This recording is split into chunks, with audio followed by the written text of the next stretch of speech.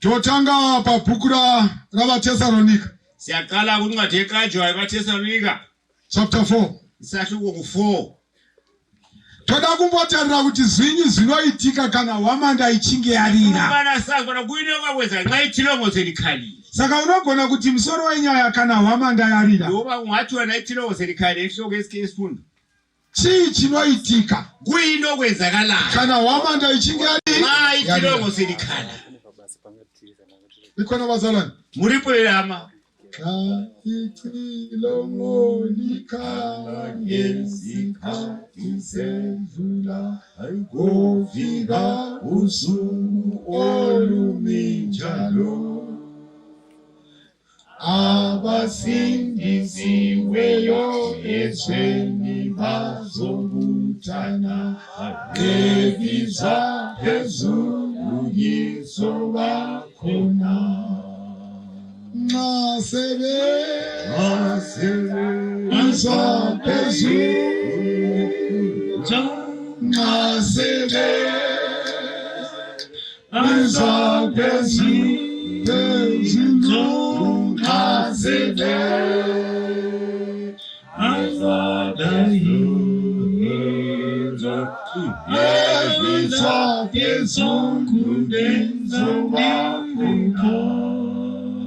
anonyora guyo obhala lingubo kana ndakamuterera hayi mlaleli ana chokwadi kuti kana mazita odamwa ngamagama sebisho na iye achabapo aye uzaba ekhona. How sure Hayiqiniso. are you uneqiniso na kuti kana odamwa nxa usubizwa iwe uchabapo uzaba khona na unezokwadi nazo ulaqiniso lakho khona khona raba bala. 1 Thessalonians chapter 4 verse 16. Nokuti Ishe amene achaburuka kudenga. Makaterera sangano la Mlaleli na famba Nokuti Ishe amene achaburuka kudenga. yo Nokudaidzira yo neziro mutumwa mukuru yebo nehwamanda ya Mwari vakafa muna Kristu vachatanga kumuka. muripo sangano ndikhona nabandla nokuti Ishe amene usera ngokwakhe makabata libambile la kwete mtumwa athi sithunywa apana Gabriela akula Gabriela Ishe amene usera ngokwakhe yakuda kuyenderana neazuro uKhabelela ndiyayizulu panogara mtana wamazela kuhlala umdala kwete matumwa athi sithunywa nokuti Ishe amene usera ngokwakhe ndechekutangachi ngokuqala lokho. chepiri Okwesibili anoshedzera uyememezela. chetatu Okwesithathu ngirozioridza Hwamanda isikhalisa itilongo. kechino Okwesine vakafa abafileyo muna Kristu womuka bafele kuKristu bavuke. kwairegai Hwamanda irire Lekelani itilongo likhale. regai Ishe amene aburuke Lekelani uThixo uqobeshe. regai mtumwa ashedzere Isithunywa simeme. regai vakafa vamuke izvi azviitiki kana Hwamanda isati yarira. itilongo lingakhali. Musanetseka nevanovhunza Lingahlupheki ngababuzayo. kuti zvamakatanga kare kushedzera kuti anobuya Ngoba laqala kudala makashedzera kuti kunoindwa kudenga. The answer is so simple. Impendulo ilula. Yakachipisa minduro Ichiphile nekuti impendulo. Hwamanda isati yarira. Ngoba icilongo likakhali. Chete kunoku kutauni Ngibona ukuthi ngapha kuse town. ndibone badla amatamba achibuya kunoku Bona badle imkhemeshwana besiza ngapho.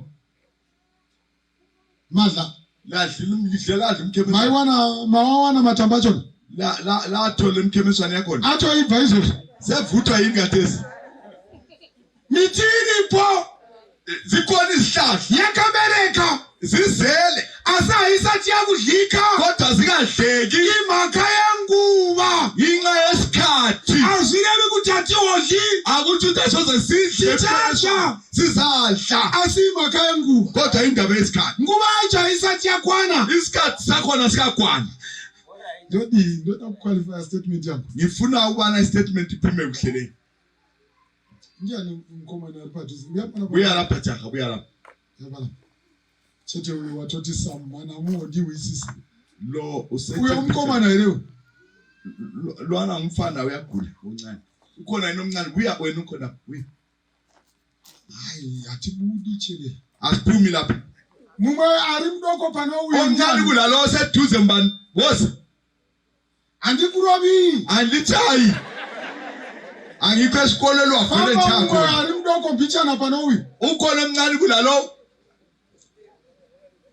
all right ari pari kubuya ayiwa wathi bana omncane kulalo ndoda sathane ndevu ongabi le ndevu yangifuna la yabonja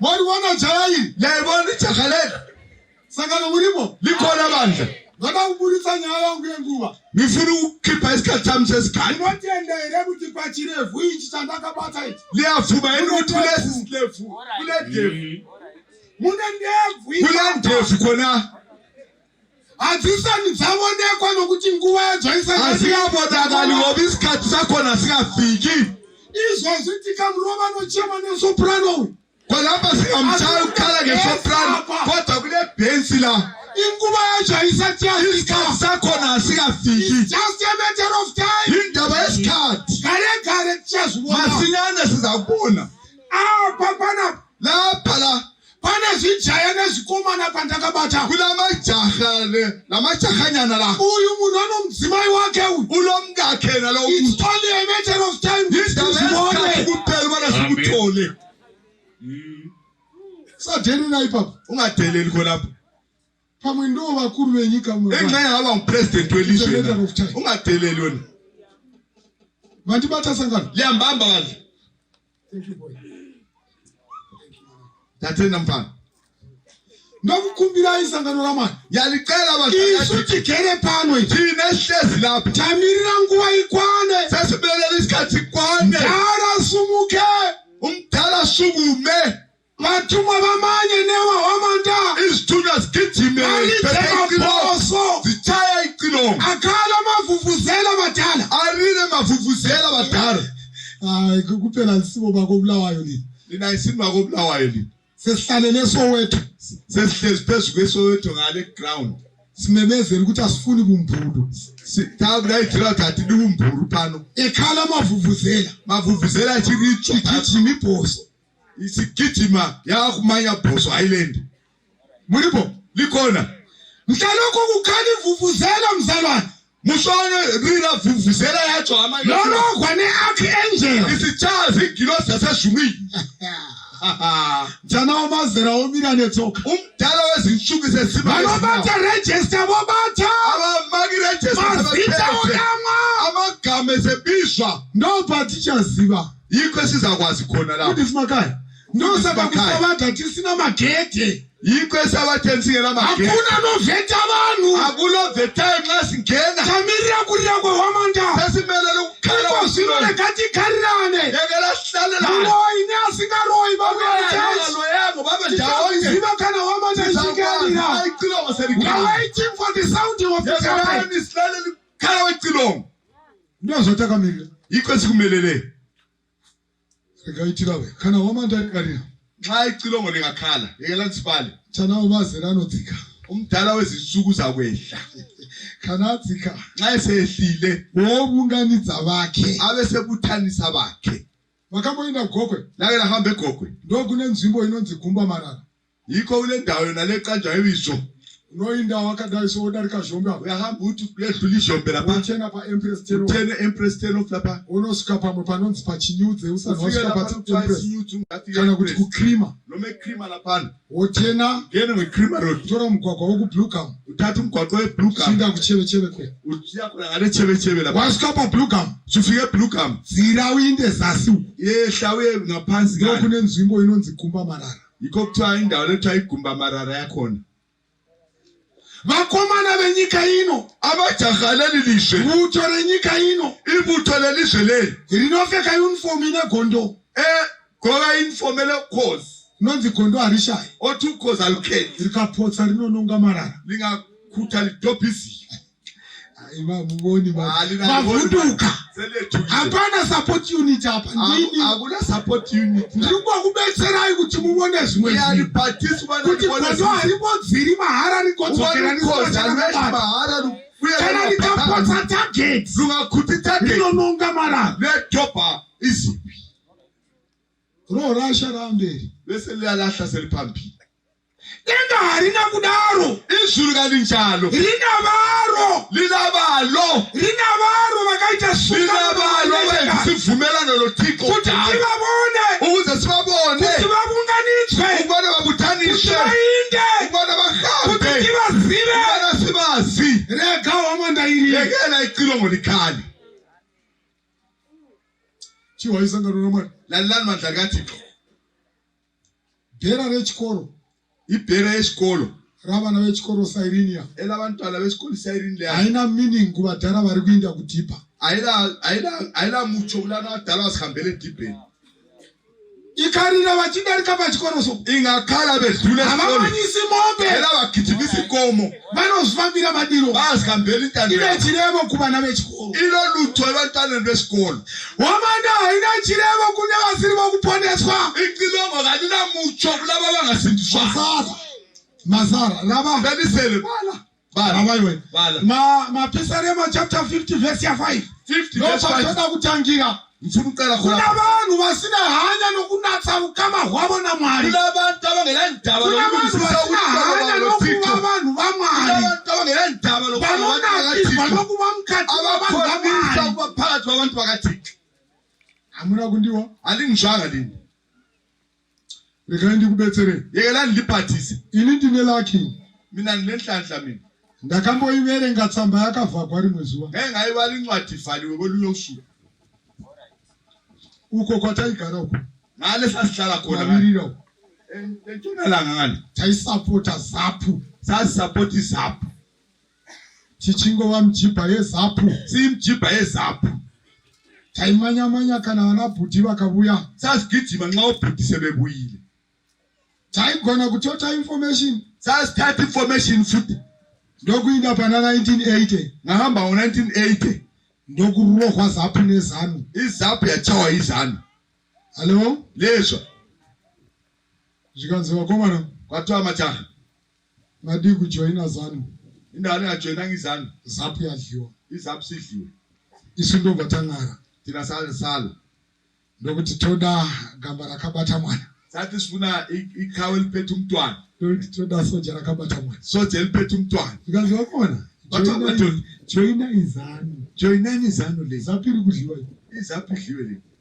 ndokuchinja satshintsha 1985 ndokuiswa bhuru kwafakwa ibhulu tikati toda kuicheka rupawo sathi sifuna ukuyisika uphapha ndobva tanovhota ngahamba kuyavhota ndobva yarohwa yachayo isu taicheka rupawo thina siyisikile uphawu zvikanzi joina yapo kwathiwa lina joyinani la ndobva tang'ara nasala it was one day maskati one day emini tichibvavo kunomwisa sivela nathisa taitina mombe so sasithinta inkomo so ndokubona senge tiri kubonera kure uko kwangani sibonela khatshana ngale kuya nekakafika zvamashizha kathiwa nokudani gqoko kwamahlamvu afane bhereti yeredi unebhenethi yeredi ibharethi yeredi ekhanda zvikanzi vakomana mirai kwathiwa madoda manini munhu aiti vakomana mirai umuntu esithi madoda manini ndoumwe wevaya vatiri kubona kuri ngomunye walana esibabona le pasaidi pedu ipapa eceleni kwethu khonapha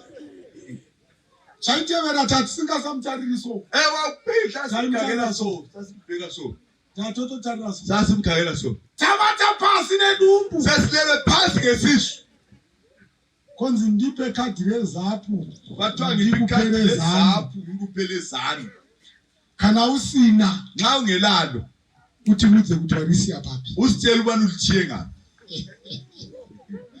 ya takapusa ipapo sachipha khonapho ipapo ndaive ndiripo mina ngangikhona khonapho ndikabona shasha ichikanda futi kumsana ngabona AK indodi AK wana chimira kaibata so omunye mira iphethe wakangoti njeva akangoti zidanda kwawo omunye wakonguthi wathi ukugada kwabo ndokudzoka ndokushanda apa wasebenza lapha kithi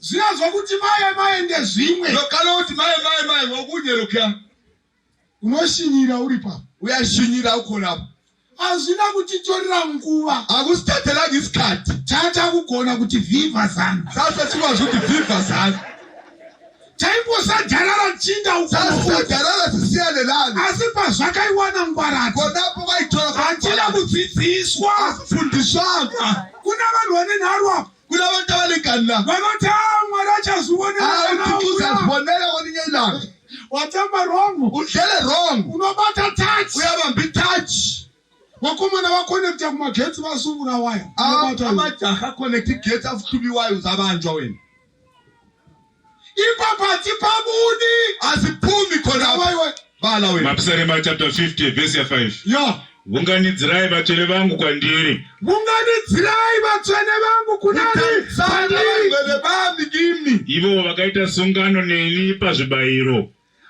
kwekweredzi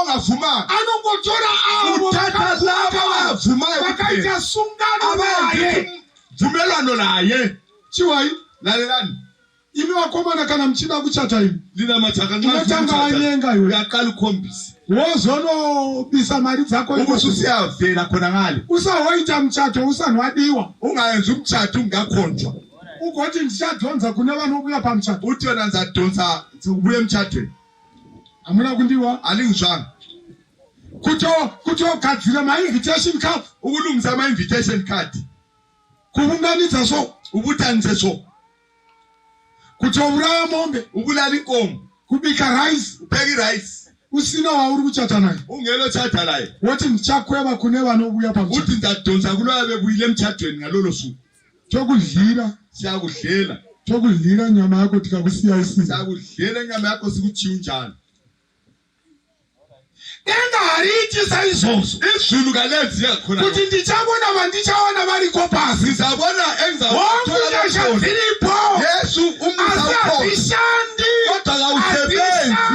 kausebenzi vasina kuita kunavavasanga isivumelwano naye ini nawetapuwa mukana ini wena lami siphiwe takara pasi tikaparidzikwa tikadzidziswa sachunyezvo safundiswa asi hatina kugamuchira kodwa samukelanga then ukofunga kuti denga rosvika roti kune nyasha bese lisithi hayi izulu yakulomusa hayi ayisikho kwaiunganidzirai avo vangu buthanisani laba bami vakaita sungano neni sivumelwano lami nezvibayiro nemhlatshelo riwezuva ndaiseka maichuma vatsamwaso wena ngazondi maichuma ngahleka umaichuma sehleka ya ngati chero ukatsamwa ndicharambiki ngathi ngazuzonde vela ngisaleki handirambiki angaleki and hakuna kwauri kuita akulapho yakhona because ndaive ndakateerera ngandilalele phela achiita zvidzidzo so esenza izifungo so achiti tozoparadzaniswa norufu sizakwehlukaniswa ikufa ngati ikwazvino hakusati kwafiwa ngateza ndikafi awuhambi because takatenderana kuti anoinda kana kwadiiwahamba sengifile paita rufu ngabi nokufa ndongobata pane zvavandithembisa khona handina kubuya nemari ambuyanga nemali kana kuti ndabuya nayo kumbe mbuye nemali kudyiwa kwemari hakusi kufa ukudyiwa kwemali asikokufa zikama Tshuma muribosangano nomwari likhona mandla yathi denga rinotiita isungano neni izulu lithethizivumelano lami kube khona phezuvumelano ngasisiweleleni mina ngiyabuya ndozotora vangu ngizothatha bami I want Angisoze ngilahle. I won't do any mistake. Angisoze ngiphambanise. Ngothora bami. Ngiyathatha bami. Wanozvinyepera. Abantu bayazikhohlisa. Kodwa hakuthenga kudenga twenda nenyasha. Abathe sizulisa hamba ngomusa. Nyasha ndidzodzo. Imusa yona lo. Afirwa pamchinje. Ukwana wafelwe esiphambili. Asisarudzo unayo. Kodwa ukhetho ulalo. Nokwera vanhu vachinyepera naso. Ubana abantu lokho beqambelana amanga so. Vachibudzana zvisiriso. Bethelana ongasikho khona. Raba. Bala. Ya kuna Matthew 25. Matthew 25. Verse 33. 33 verse. 31 to 33. 31 to 32 to 33. Verse 31. Zvino kana mwanakomana womunhu achiuya nokubwinya kwake navatumwa vose vanaye uchagara pachigaro chake choushe chinobwinya. Hatindi kudenga nokufa. Azikhambe ezulwini wokufa. Izviya zvakuti ndiani waronga izvi ndimwari waka. Lokaita umbani warongera kumutiko mulungileyo hachi. Mwadzokera moimba. Moyo wouya mchingura ebuya lo Maria.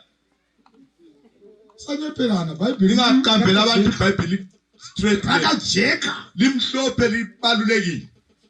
Kana mwanakomana womunhu wabuya. Nxa indodana yomuntu sisiza. Woperekedzwa navatumwa vake. Eperekedzelwa izithunywa zakhe.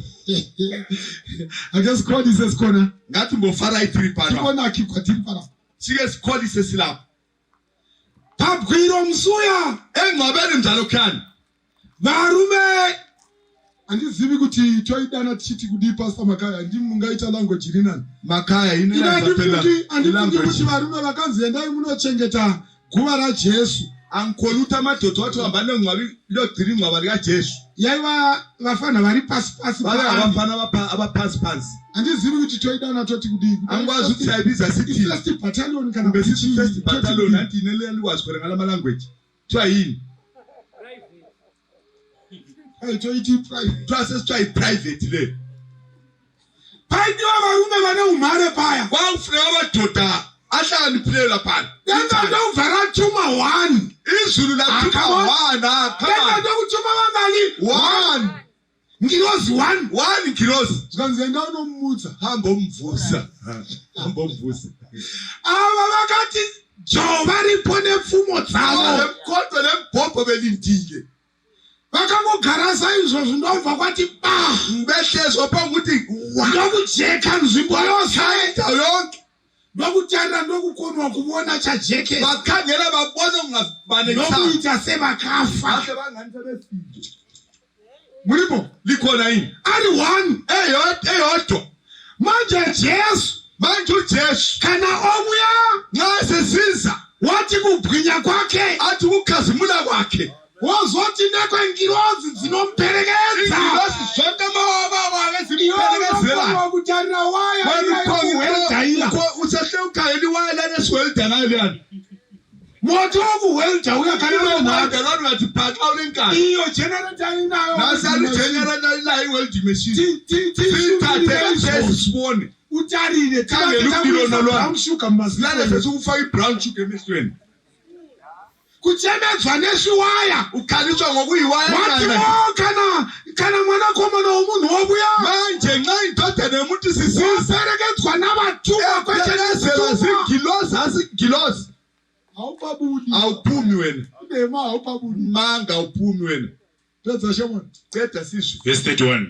Zvino kana mwanakomana womunhu achiuya nokubwinya kwake navatumwa vose vainaye uchagara pachigaro chake choushe chinobwinya.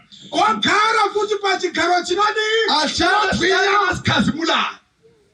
Famba namarudzi ose achaunganidzwa pamberi pake. Marudzi izvizve zvonke vaunganidzwa pamberi pake.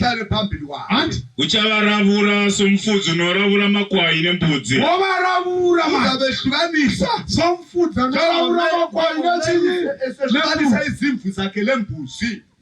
Uchaisa makwai kurudyi rwake, mbudzi kuruboshwe. Verse 34. Ino andizivini. Mina angikwazi mina.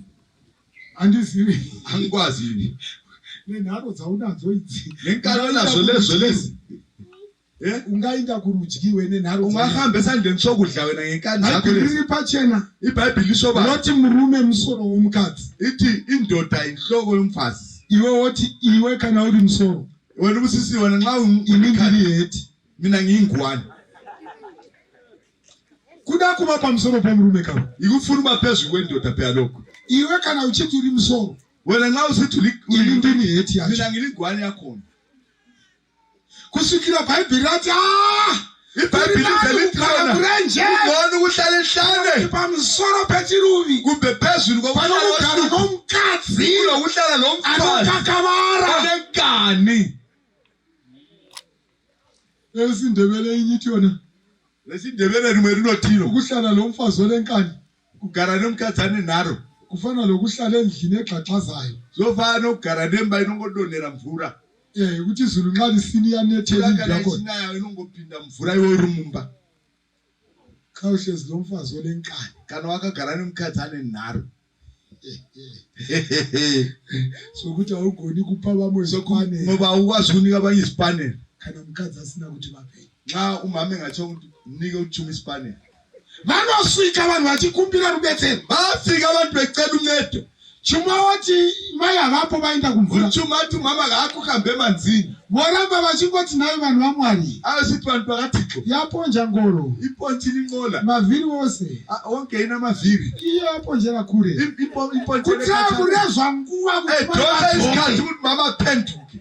kana vabuya ndoti mai vaenzava mama napa abantu bemzini vavachikumbira zvipanera bebecela isipanela iyo woita sokuti hatongi yena sesenzi ngani kabusi ko hamuvapi here kata umumbini baba asinedzainda sipo kodwa alvazikambile ngekho. then Bhayibhili rangu rotiro iBhayibhili yami ithi kana yona abonekwa aperekedzwa nengilosi nxa sebonakele Anolavula.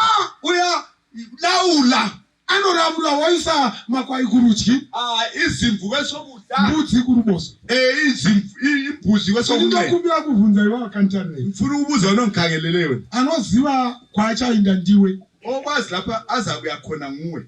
unoona sokunge kana zvingaitika tigere pana panasi nxa kungenzeka silapha namhlanje unoindepi uyakusiphi isandla. murume wakatopa zita indoda wayiphibisho nemhaka yokuti vana vawanikwa asisiri murume ngoba abantwana sebendile senguye baba. handi chero vachitumira mari inopindira mufoni mako noma bethumela imali anti ifikele efonini yakho ndine wandashauta ukhona ngimthuyile asi denga ramirira kuravura kodwa izulu libele likwahlule ndikati indemberi ndakuna Malakai uMalakai wasvika pa 33 here nachamwe fika ku33 kanje. alright enda kuna Malakai hamba kuMalakai Malaki kasika shamwari 3 verse 18 4:18 3:18 verse 18 ya ipapo muchavonazve kusiyana kwawakarurama newakaipa halo unoshumira Mwari nousingamushumiri. muri pasangano ramani likona ini baba ipapo muchavona kusiyana kwawakarurama neasina kudii lapha lizabona umahluko olungileyo longanjani longalunganga. ndokumbira kuswedera pedyo nemu yekelani nisondele eduzane lani. munoziva panoi apa vanoberekwa paguru liyakwazi ubana lapha okuthiwa kuzala okukhulu khona paguru okukhulu khona esitenjini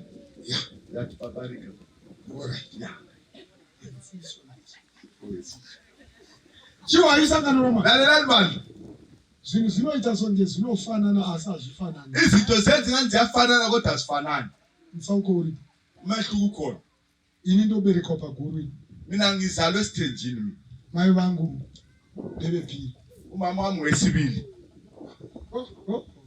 ndakazviwisisa ngakuzwisisa. mdala akanitoresa birth certificate umdala wandithatha ibirth ndiye akatoresa mukoma uyathathisa ubhudi ngayo. mdala akarera mukoma umdala owondla ubhudi ndiye akatirera isu nguye wasondlayo thina. Taiti kana totina mombe. Nxa sesithinta inkomo. Toti mombe dzedu. Sithi inkomo zethu. Mdala wayebasabhuku. Umdala wayebasabhuku. Ndayimboyinda yini into nomnyorera. Ngangihamba mina siyambhalela. But one day phakafa mdala. Kwelinanga umdala sebhubhile. No phakabiswa mbama mayi. Yikho akhitshwa khona endlini kamama. Nokunochemekwa kwamayiguru. Wayekhalelwa ngomama omdala. Hello? Chepiri chinotevera. Owesibili okulandelayo. Sikanzima yawafukijira. Kwathi umama akagqoki ingubo kuyahamba tomdala. Muribo likhona lokutanga kuvunzana ukuthi chi saqala ukubuza ukuthi kuyini mkoma wandotevera yini ubhute emlandela mina ndokubuya nebox wabuya nebox mkoma mkhulu ana cha akabuya nacho ubhute omdala akabuya ngalalutho ndokubika mdala sangcwaba omdala ngani shike zuwa lokugoba numbi kalufika usuku lokwaba impahla chakutanga chakata ugona umzukuru owaqala wakhunywa umzukulu esaba umzukulu wethu yayiba mare pakutaura wayeyitshantshe ukukhulumeni nophaliwa gwelwa apha mwelwa la wayenza imbodlo Solomon wayethiwa nguSolomon umbodlo lokuzika ekathi wafika wasekuru wadoko imi wathi omalume abancane lina kana totaura zvimpana pamsagumbuka nxa sesikhuluma izinto lapha lingakhathazeki muribe imbadoko lingabe endlini encane lina ndikawasenge kune zviri kutifamba yesinani kukhona ukuhamba ekhanda zikanzi muribe imba lingabe njani encane and that was the truth kwakuliqiniso bayi umama wayengowesibili phela zikanzi kana mkoma wenyu waramba bhuku robusabhuku nxa umfowenu etseyale ibhuku lobusobhuku ndo patinga ngofunga yikho singazocabanga ukuya endlini encane asiko zvino musaritarira lingalibheki kathesi roina liyale ngere uko ngena ngale ini vamwe vavambotizerezeravo abanye bazelengidokujela ivo vagarisana mudhara wena uhlalile ndomdala sawubhuku because nedzimwe nguva ndindainonyorera phela mabhalani wakhe no pandakavona kuti heya ngabona ukuthi zvinhu zvakasiyana into zehlukelezi ini namukoma tino mutupo 1 mina lo mfowethu nditangela baba vamwe ibizo ngeliyababa munye asi apa zvasiyana kodwa lapha sokwehlukene la tose tiriwo kwaChuma sonke singaba kwaChuma asi mphatha wabo ukuthi ndoyimba doko umahluko indlu enkulu lendlu encane uyu munyori kuna Malakai manje lo mlobi wathi Malakai Hwamanda ilile uthekelani icilo ngolithanga iko zwino chechelcha vachikwara noma ngathethekula vachikwara nabantwana bakho senge zvinofanana kanye ngefana musu wacho kodwa mhla wosuku uzawubona umahluko chamirira kurira kweHwamanda sesimelele ukukhala kwecilo andiko zvino mfundisi anonohwa neCovid kathesi andifundisi ayitshwa yiCovid neasiri mfundisi asingatendi anonohwa neCovid lo ngakholwayo ngasemfundisi ayitshwa yiCovid mfundisi akaendesa mwana wake kusikoro anobhadhara school fees umfundisi ahamba esikolo neuyo anobhadhara okay todhurikwa tose okay sidulelwa sonke zvinoita senge zvinofanana kuyafanana asi mutsauko tichaubona kana mhla uphondo lukhanga kana vapfeka dzegreen vosa laba nxa sebegqoke zegreen bonke lapha voimba so vachimacha bemacha so behlabela harvest Zimbabwe dokawini one harvest Zimbabwe abasondeli bona laba vanenge vachifanana vose bonke begreen wathi magamba omchizikwa mkati mavo kula vamwe vasingaindi abanye abangahambiyo ukuthi tichaubona kana Hwamanda ichinge wathi sizakubona mhla uphondo lukhanga ndataura ukaita songe ndiri mburu izolo ngikhuluma kwangani ngiyimbulu mina ukati hazvina kushata ngathi akukubi achaita mayu awuzayenza ama-u kuvana vechikoro ebantwaneni besikolo anomanya from January to October uyagijima from January to October achirohwa wanonoka echaya uphuzile vachidzidziswa naiyari efundiswa la ekhona asiendai pakunyora hambe ekubhaleni kana results obuya mutsauko obonekwa kuma umahluko sebonakala uribo likhona vamwe vanohla kunotora abanye bayesaba lokuyathatha asi vakanyora navamwe kodwa babhala labanye mumwe achiita 13 A's omnye senza ama-A's am-30 mumwe achiita 13 U's omnye senza am-13 o-U imvura imwe chete ngamanzi manyela yaikwidza ngara vaya Noa eyakhwezi umkhumbi kaNoa ndo yainyudza vamwe yeyitshonisa abanye hakuna mvura yekunyudza akuna zulu lokutshonisa abantu. Hakuna mvura yokukwidza. Akuna zulu lokupaka. Imvura imwe chete. Izulu linyelana. Alingizwanga kuhle. Matanda afunganidzwa. Izigodo sezibuthene. No ayipepereka ayipapamara pamusoro pemvura. Unowa lokho Iwo ayipapamara matanda akavunganidzwa. Yona ngiyayisenza izigodo ezibuthanelweni. Ebuthanisile izigodo yizo ezazindenda. Akunganitha zithanda into zwayinda pamusoro. Umuntu oyedwa bengabuthananga. Munhu wani wasina kubungana. Ndiye wayinyula. Ngiyayitshona. Kuti mandiwa ngizwile yini. Iridutu ramatanda iyi. Le ingumbi ezigodo. La unganidzwa muchimiro chengarava. Elibuthaniswe esimeni Ndori kupapamara. Yile liphakanyiswa ngamanzi. Munhu ari wani. Umuntu oyedwa ndiye ari kunyura. Uyotshonayo. Chinorema kudarika chimwe ndechifa. Omusinda udlula kule umthetho wemvula. Umthetho wezulu. Nokuthi chinorema chinonyura. Umusinda uyatshona. Ndotsika imvura iyo. Yumkhuba wezulu wamanzi. Asingarava yepapamara so. Umkhumbi wawumthenda phela. Engarinenge rotamba zvirabwezvaro. Izulu lemselidlala amalibhwalo. Reka ndiqualify futhi. Ngaburume ndokukumbira demo. Ndokurotema danda padhuze negwizi. Ndovakakumuka rikati churizo mvura. Ndokutanga kumobora. Wakaluhla umkhosi. Demo ravaridzi. Ihloka lendingela abantu. Sokuzala ithinda lithatha ngapha. Ndova wabuya Elijah. Wabuya Elijah. Kanzi demo. Ihloka. Kanzi nongenza parawira. Mtshengiseliwe lekhona. Ndova nongenza. Walapha. Ndova Elijah ngothi kwa uchitanda. Kuzigodo nankani. Ndova nongenza ipakhombela kwaphana. Demo. Ihloka. Lesimbi. Elensimbi. Bathela amaphepha. Athela amaphepha elensimbi. Ndokupapamana. La ndenda phezulu. Dosimboimagina Pastor Magana. Shasha ichinonga demo rayo rariro kukweleta. Ngoibona ichinja yonotendera kure. Elo kuboneka kubona. Utapapana ngauya futhi. Engeke ngawela futhi. Uyakhoramba kundibvisi. Hayi ungikhiphela. Yototama yoita kure. Watu wathutha wakhatshana. Asisangano ramani. Kodwa abandali kaThixo. Ngikuyenza kuunza fungwa ukuthi kana Mwari wotamba zvinhu zvakhe. Ngizamkuletha umcabango ngawo izvozvoitiki. Konokho kuthiwa kwenzakala. Zvinoitika. Yikho kwenzakala. Kuna vanhu vaMwari vakavimbika. Kunabantu bakaThixo vanotarisikwa pasi. Abakhangelelwa phansi. Vanoti vamwe kana voita zvitema. Abanqabe sezoni. Vofunga kuti kuna ari chiri right. Baze wathi ukholo selungile yini. Ndokumbira kudzoka padhuze. Mfuna ukubuya eduze. Wani musikana karasha umandara wake. Omlinkazana ngalapha kuthombi bani. Ufunza ukuthi awuchisiri mhandara. Ubuza ukuthi asekwenkazana. Anokubuza ukuthi mazuwana akuchina. Wakuthetha athesivela akula. Anofunga kuti vose vanofanana naye. Ukuthi bonke bafanana naye. Lapha mukati memvura akavona kune mazino machena. Ngikutini? Ngithi mina. Sangano la corrupt. Ibandla Ratova corrupt is very corrupt.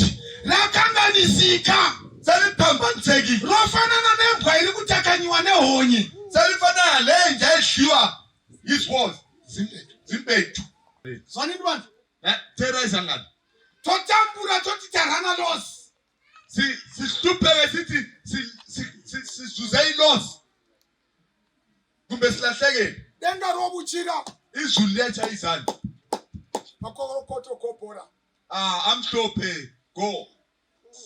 Nokuthi wakafa hachinji fungwa. Ngoba ofileka guquka imcabango. Banochinja fungwa. Abaphilayo babaguqula imicabango.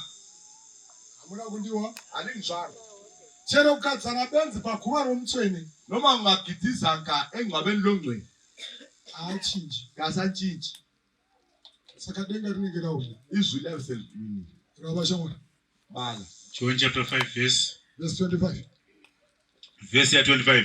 Kaka. Zvirokwazvo ndinoti kwamuri. Ya. Nguva inouya. Nguva inodini sangano. Isikhathi sinjani bandla? Nazvino yatovapo. Nazvino yatovapo. Apate sesikhona. Nayo vakafa vachanzwa izwi romwanakomana waMwari. Nayo vakafa vachanzwa izwi kaThixo. Vanonzwa vachararama. Vanonzwa vachararama vazaphila. Verse 27. Verse 27. Yeah. Vakamupa simba rokutonga zvaari mwanakomana womunhu. Verse 28. 28. musashamiswa naizvozvo kaka nokuti nguva inouya that's right naye vose vari mumabwiro vachanzwa izwi rake. Yeah. Verse 29 29 vachabuda avo vakaita zvakanaka yeah kukururama kwoupenyu, avo vakaita zvakaipa kukumuka kwokutongwa. saka neimwe chinhu chaitika kana Hwamanda ichinge yarira ngokunyoza kwenzeka nxa kumuka kwevakafa ukuvuka kwabafileyo. muripo sangana mwana Likhona bandla bhaibheri apa rati hakuna asingamuki. iBhayibhili lithe akula ngavuki. vakatemwa namasanu pavakadzi vavanhu abaganywa ngamahlombe Bachamuka. ebafazini babantu bazavuka. vakafa vachigova chirayiro vachamuka. abafa benika isidlo bazavuka. hakuna vasingazomuki. akula ngasoze bavuke. ndiwo unoshara kwaunofira. wena ngokhetha lapho ofela khona. safa sebenzi ungafi njengesiwula. muripo sangana mwana likhona bandla ini kuva mtendi kunondinakidza. mina ukuba likhola kuyandithokozisa. kuva namugove chero ndafa. ukuzuza umvuzo noma sengifile. hallo kuverengwa chechinhu chinokosha. ukubalwa njengento eqhakathekileyo. vamwe yachiti tonorasha. abanye besithe lahla denga rinoti tofimbika izulu lithi siyavundeka nokuti richavhukuyura. ngoba uzavuleka. Bandla izulu lithe siyavundeka nyoni. denga lathi nofumbika ya imvundele ifumbi and ayisiye gudo ayisendwanga inoti gare ethi ngahamba ifikela phansi phenduka sikhangela sovuthiwe yini. ndoda kukumbira ngifuna ukucela Hwamanda isathi yarira icilongo lingakhala. choose your own side. khetha ihlangothi lwakho. sarudza divi raunoda. khetha ihlangothi sabakho nesimba. ungabanjwa ngamandla. kuna vamwe varoora vagere panapa kulabanye umalokazana bahlezi nemhaka yokuti vamwene vakaroora heti pasi ngoba uma mamazala vakati wachayela haungapagari pano kana usingaindi neni kusabata. abahlali lapha iye haana kutendebuka. yena akaphendukanga. kwaari kunamata isecurity yomuchato yena kuyikuthandaza ikuvikela umthato nokuti murume wakanomuda ngoba indoda yakhe uyayithanda. asi mai vari kupenga. umama uyahlanya saka iye wototi kuti zvipere ukuthi kuphele rekai ndiinde navo kuchechi. yena ngihambe naye echechi. taiva navamwe mai vaigara kusikombingwa wawulomnye umama oyehlala esikhombiwa vanzi maingambiza othiwa mayingambisa kwai ndakawanikwa ini uthi kumba komurume wangu vachipinda Roma. abomkambe ngena iRoma. kwai chizvariko ekuzalwa kwami konke ndandisina kumboinda kuchechi yeRoma. ngangakaze ngingene echechi yeRoma. kwai ndichisvika vamwene vakati unoinda neni kuchechi. ngifika umamazala wathi siyahambe echechi. ndikati ini ndiri musavata. ngathi mina ngimsabata. zvikanzi apa ndepangwa lapha kukwami la toenda kuRoma. siya eRoma. ndikati aiwa murume wangu akati ndicharamba ndichipinda sabata. ndasala ngingena isabata. zvikanzi apa ndepangwa lapha ngokwami la toenda kuRoma. siya eRoma. come Sunday yabuya isande mbuya gezegeze ugogo gezigezi zvikanzi muroora malukazana endei sambe muroora ndiye nonge pesi. malukazana kuisikwami landela abanye vosvika kuchechi bafika echechi. muroora ndokuinda pakona umalukazana wahamba kuti ekhoneni kwaka wafika wathi khokho. ava votanga kutamba nziyo dzavo dzambaimbwa makuseni apa. abaqala ingoma zayo zihlatshelwa ngumfundisi ekuseni. yoimbwa mwari huya mari huya thixo buya avotamba vanamai wedlala umama vatambwa kudlalwe iye kwaka apa yena khokho. fata vosimuka votarira nhengo dziri kutamba ufata akhangele abantu abadlalayo ndokuvona kune imwe nhengo yakangoti wabona kule ilunga elithe khakho. ndokurega zvikaenda zvakadaro wekela wahamba njalo nalona ndokubuda ndokuinda. waphuma wahamba. sunday inotevera isandelandelayo ndo zvimwe chete yikho futhi uya pakona pake yena ekhoneni yakhe. fata ndobva vainda baphuma bahamba ndokuinda fata vachiinda kuna maingambisa bahamba unangazimbi lo. zvikanzi vamwe vese vari kutamba abanye bonke bayadlala iyo yakangogara pakona yona ihlezi ekhoneni kwaitambi nemhaka yei. ingabe ingadlali ngenxa yani. maingambiza vakati ndauwana mukana uma ngambiza ngambiza wathi senzuza isikhathi. ndobva avudza fata watshela ufata Skazini andisi mroma ini. wathi mina angisiye mroma Ndinongova murora wabamamai vari pano. ngingumalwazana omuyimamo la Ndo vanongonditi ndibuye. yinguyothi ngibuye Ini ndoda kuenda kusabata. mina ngifuna ukuya esabatheni Skazi varipi vamwene. wathiwa ungaphi umamazana Skazi awu. nangiya Skazi ngaiuye kuno baba vanoida. abuye ngaphi ubaba uyayifuna Ndobva vauya. wabuya Zvikanzi koino manikidzirei muroora kuuya kuno. hluphelani umalwazana ukubuya ngapha Mai ndobva varondedzera zvavo. mama walandisa Zvikanzi nafata tarira haina kusununguka. khangela akakhululekanga Irege isabuya iinde kwainofarira. yeke lingabuyi ikhambe lapho ethokoza khona Ndo akava musi wamaingambiza kuguma kuenda kuRoma. yiwo inhlanhla kamayingazimba ugcina ukuya emfeni Vamwe varoora vagere panapa. abanye umalwazana abahlezi la Ndizvozvo. yikho khonokho Jesu havana kumubona. abambona kujesu Vakavona varume. babona madoda Nokumanikidzwa namai. Nosaka vari passive muchechi. yikho kuthiwa njalo ebandleni Havashandi. kabasebenzi Vanopfeka jokas. Ukavakumbira vanoti handigoni. ma baqala Havana kusarudza. abakhethanga Amen. abakhethanga Vanohlira muchato yavo. bavikela imitshato yabo Ndiri kutini masikatani? ngithi mina emini lokho Nyaya haisi yokuchengetedza muchato. indaba isiyokugcina umtshato Ndokuita sungano naJesu. yekwenza isivumelwano lojesu Asi Jesu wokumwe. asiye jesu Jesu wamenda wesabata. ujesu wesabatha Hapo ndomboisa mavoko musama.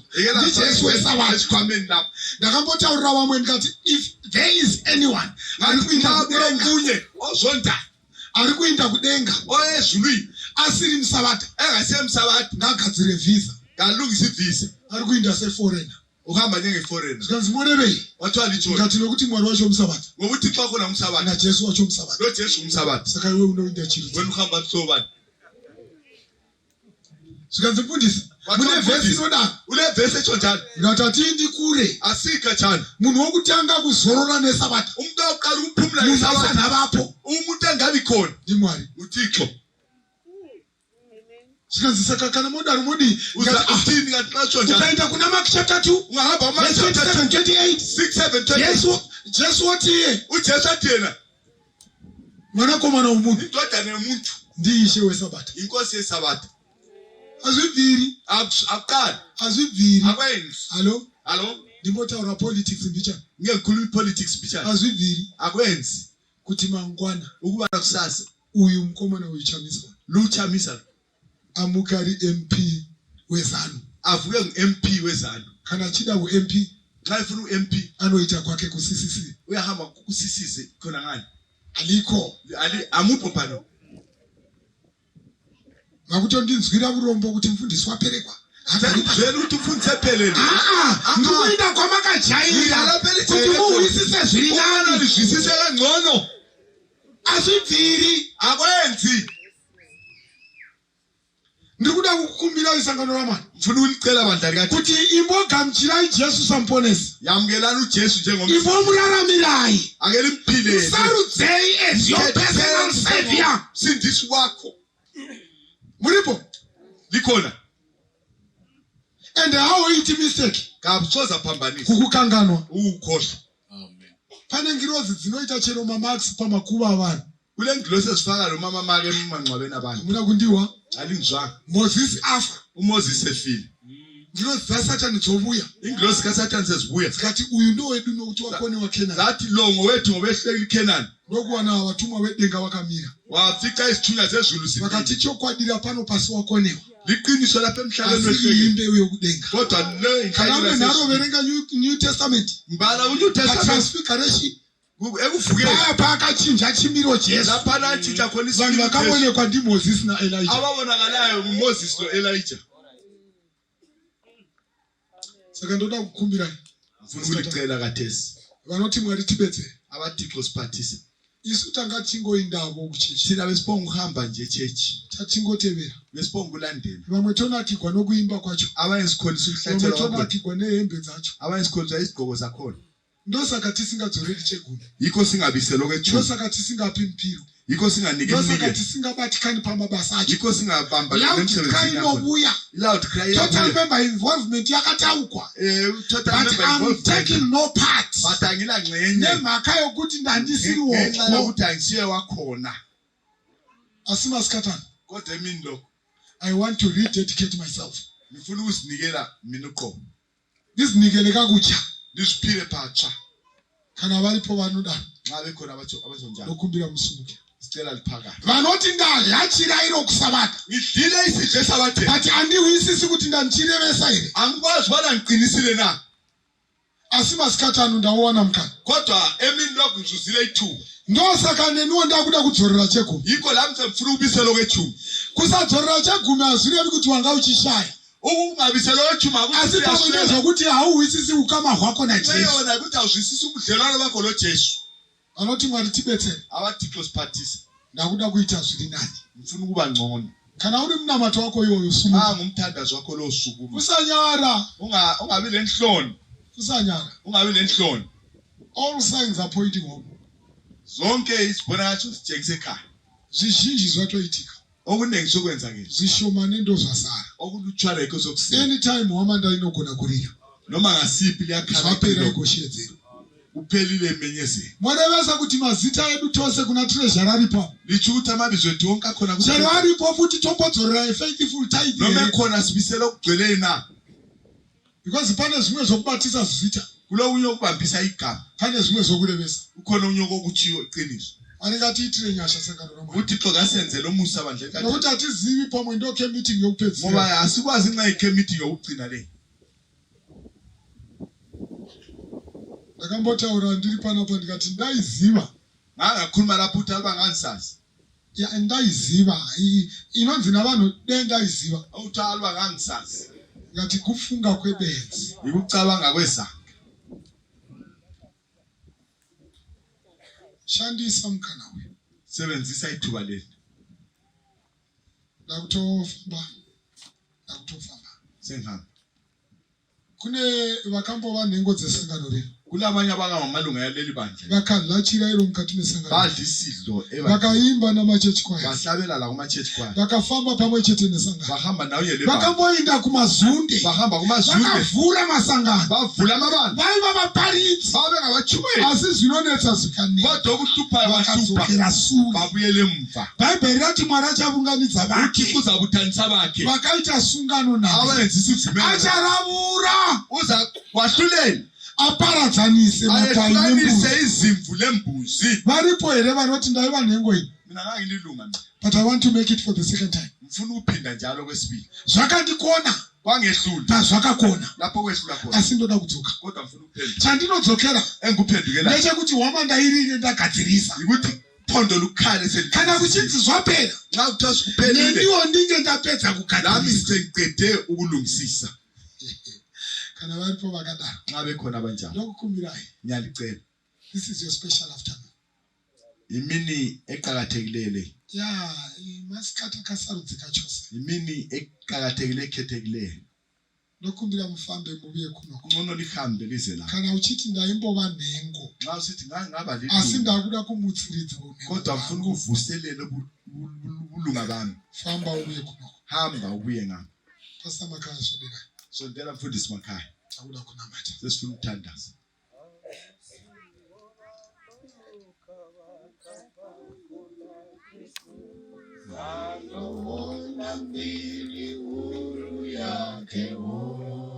Amen. Abo wasaruzi wanozaungana kumushako mazita anodahidzwa ndiripo mazita anodahidzwa mazita anodahidzwa mazita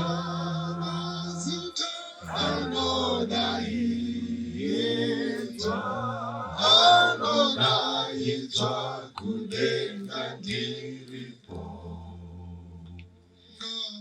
bate basa rake tinozopenda ngatishumaire rudo rwaMwari. Famba usarega nguwa ichipera. Famba hamba ungayekela isikhathi siphela woza ngakuinda kokupedzisira. sengigiba lenkonzo Usathi kamaziso ebani. ungasaba Akula asina nhorondo paupenyu. akula ongela mbali la Unobona kune kwabakatama. obonayo ukhona abathathu abathutha khona hamba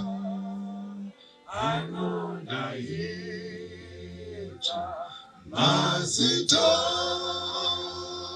anodai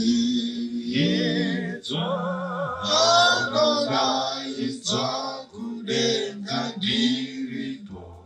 Kokupedzisira ogcina varipo vanoti handisati ndava nhengo yesangano rino. angabi lilunga laleli bandla Hongu ndakambonzwa nezvaro. yebo ngezwa ngalo Hongu ndakamboswedera pedyo. yebo ngeke ngasondela eduze But today I'm making it a point. kathesi ngifuna ukwenza kube Ndakuda kuswedera ndivemo. sengifuna ukuba khona phakathi Ndoda kuva ohwo. ngifuna ukuba ngiwaphakathi Ndoda kuombekwa mukati ngifuna mesangano. ukubhabhatizwa ebandleni leli Ndoda kufamba pamwe chete nenhengo ngifuna ukuhamba dzesangano. ndawonye lebandleni Sazvinetsa kuti kunowe kusada kuna varoyi. ungazikhathazi Sazvinetsa kuti kunowe kune mhombwe. ungakhathazi Ndochipatara chavatadzi. iso isono Chigwere chingava chokuti munhu abuye ari muroyi. isitupho lwathi umuntu Woramba akatakura buroyi hwake. obuyelele ubuthakathi Ndopatorashira yikho apa. sokulahlela khona lapho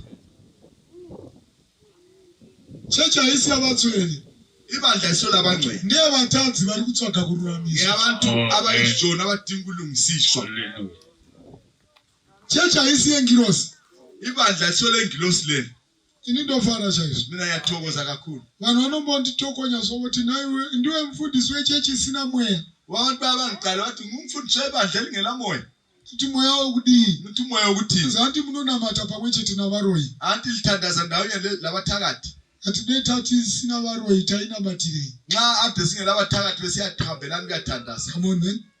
sambeni mani Kana uchida kuhwisisa simba Ngawufuna- resefu. ufuna ukuzwisisa amandla yesafu Wanza tsvina gcwalisa ingcekezi Amen. pahembe dzako. eyembeni zakho Ukawacha hembe dziri clean hauboni simba. ungawatsha Amen. impahla eziklina wabona amandla yesafu Kunodiwa ivavo vane zvivi ufuna bona laba abanezolo ezijulile Gezwe dzichene zigezwe samazvechato. zihlanzwe njengamaqanda omntana Varipo here vanoti handisati ndabhabhatidzwa. abathi angingabhabhatiswa Ndoda kumira nevari mberi.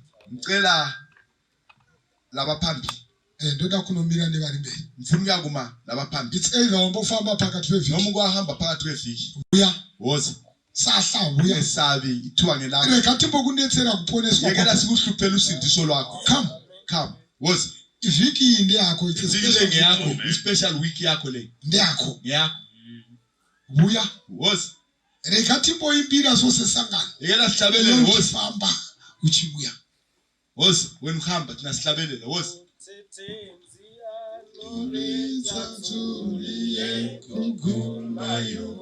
Hapo nguva yepasi yaperawo, kuti vakanaka vese vanounganidzako, mazita anodaidzwa ndiripo, mazita akasevenza penzuno, mazita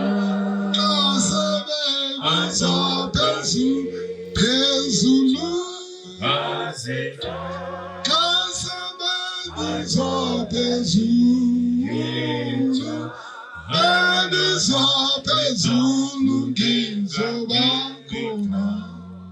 Sabvuma tikuvharire pashi. ungavumisi kuvalele phandle Takutopendera mfundisi wabata maiki. sebambi mike sesigoqela Takutovhara. sesivala linkosi Famba. hamba Sazvinetsa navanhu. ungazihluphi ngabantu Ndakutaurira nezuro nomwana uya navatete vake. umntwana lona lo anti wakhe Vatete vakazosara votendeuka parufu gomusikana. anti wasala sephenduka Vari ivo varambidza musikana kutendeuka. Sile uphenduka Vangeri chikafu ndoda. ivangeli isikafu ndoda Tevedza zvinoreva hana yako. Betserai vari padhuze. Muambutsevo. Muambutsevo. Muchapise. Handi mchinda uya webheside wakati handina anondikanda. Vasundireivo. Vamwe vanhu vakatopedza kare. Anoshaya anomuisira. Over to you. Ngatiramate baba wedu na muponesi wedu Jesu, Mwari muya mutsvene, mbiri norukudzo ngazvipiwe kwamuri nekuti muri Mwari wedu. Ndiyo nzira yamasarudza kutaura nayo pamusangano uno. Tinotenda Mwari. Kushanda kwa Mwari muya mutsvene anotipa nzeve dzinonzwa zvinotaura mweya kukereke. Maite Jehovha neivava chipikirwa chikuru chafamba netsoka dzavo vachiuya kuno mberi. Chivai Mwari wavo. Muzviratidze muupenyu hwavo nemhaka yesarudzo huru yavatora pavanoreva zita renyu. Inzwai muri kumusoro kudenga. Muvaitire zvinodarika zvavakumbira. Upenyu hwavo hutaridze kuti vagamuchira Jesu muponesi wavo. Nokutendai Mwari wedu maite henyu nesangano. Tinogona kuti ndivara neshoko renyu, asi tinoda kutenda nekutaura kwenyu. Pane musi wamakatara apo Hwamanda icharira. Jehovha, tinokutendai. Tibatsirei nemhaka yemusangano uno. Timire divi raJesu nokuti rine upenyu. Maita nokutaura kwamaita, zita raJesu ngarikudzwe. Neplatform party yamashandisa, mbiri norukudzo kuzita renyu zvikare. Nokutendai Mwari muzita raJesu tokunamatai. Amen.